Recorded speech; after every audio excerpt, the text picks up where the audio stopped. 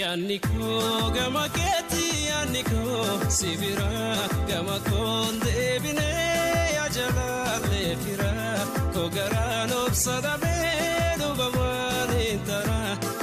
manintara miidhagduu simbooto qalloo mudhiin sonsaa uumamni kee addaa akkamiin obsaa bareedduu intalaa dhalattuu oromiyaa waa'ee keen odeessaa jecha kamtu bayaa bareedinni kee addaa yaa fakkii bilillee uumaan si kalaqee waa takkaa hinillee waaqni maal si hanqisee daran si bareechee akka hunda caaltu sirriitti tolchee haalaaf amalaanis eenyutu si qitaa osoo gabaa jiraattee titilaas ni bitaa nama jiran keessaa eenyu si qixxaataa harmee deesseef nan galchaa galataa nama jiran keessaa eenyu si qixxaataa harmee deesseef nan galchaa galataa.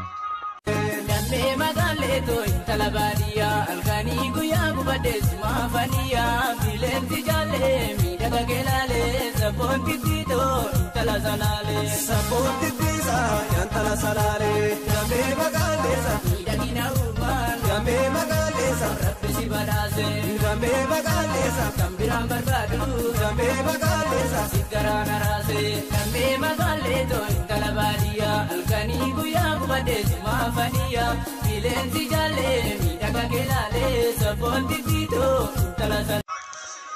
Rifeensi qaama kee allaattuu bishaanii sirriitti bareedaa miidhagee hundaanii ilkaan kee maashoo koo miidhagee addaatee gurri kee funyaan kee boqoo dabalatee miidhaginni nyaara kee darbee si'ii maddii toleen hawwate akkuma hoowaatti ijji kee bareedan biiftuu barii baate mudhii kee farmi kee qalbii koo naate uffanni qaama kee hunduu sirraa tola jaalaluma keetiif dhabeen jira falaa uffanni qaama kee hunduu sirraa tola jaalaluma keetiif dhabeen jira falaa. Sabni kee onnee kiyya keessa akkuma aannan laphee qabbaneessa miidhaga kee himaa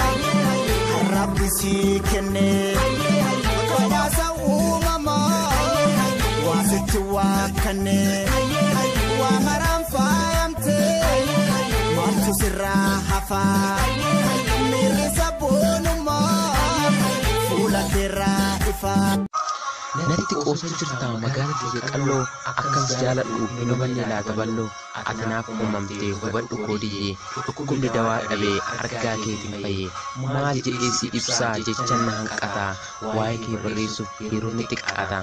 dubartii jalqabaa kan na boojite onnee godaannisa seenaa kan yoom hin daganne sin jaaladhan jedhaa ati maaf callistaa maalootu ire jedhii maaliif na rakkistaa shakkii si qabaatte himin dhoksinii jaalala siif qabu jibbaan hin gogsinii shakkii yoo qabaatte himin nan dhoksinii jaalala siif qabu jibbaan hin gogsinii.